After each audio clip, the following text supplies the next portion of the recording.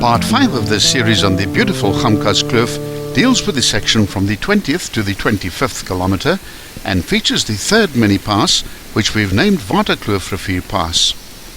All of this section falls within the boundaries of the original farm named Doornkloof 199.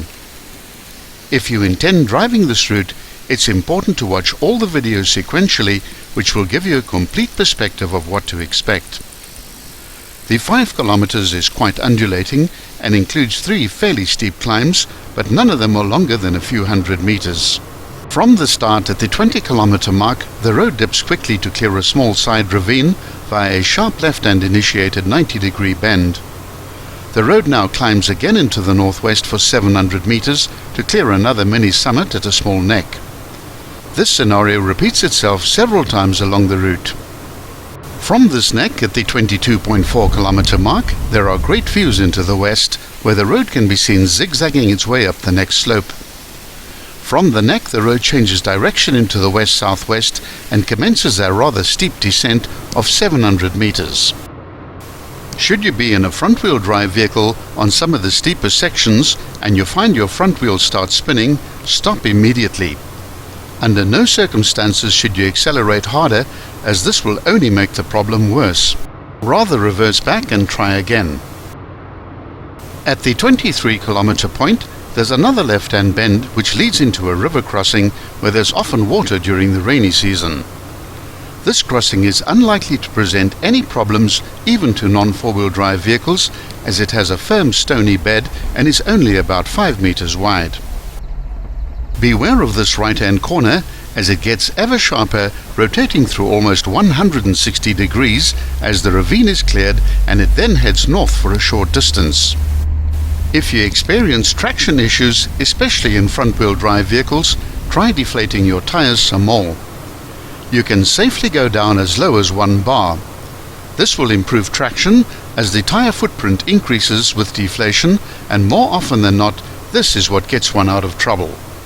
The 20 or so families that lived in the kloof at Die Hel included names like Cordier, Mostert, Marais, Nel, Snyman and Joubert.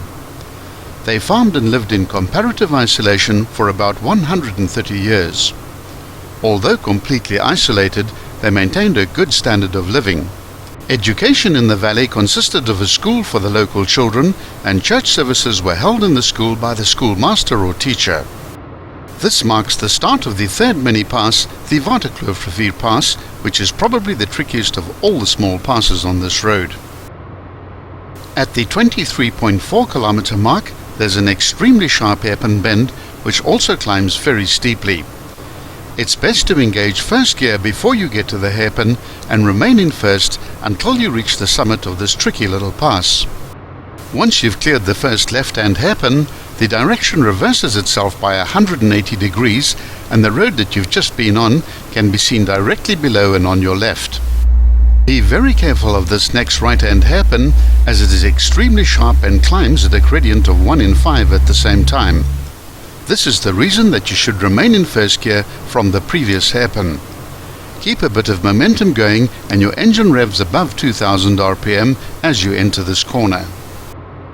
A short climb out of the ravine into the northwest follows, where you'll reach yet another neck, offering those classic Gamkaskloof vistas of a solitary gravel road carved out of the mountainside and stretching away in countless switchbacks as far as the eye can see. A long and steady descent follows, which lasts for 1 kilometer. This video ends just before the start of the next mini-pass, which is the Doornkloof Pass. The best time to drive the pass from east to west is to start at around 10 o'clock in the morning, so that you can be at Die Hel by 1 o'clock, when the light will be perfect for photography. Over the next 5 kilometers, in the climb out towards the summit of the Elandspass, you'll be doing the biggest ascent of this road of 333 vertical meters.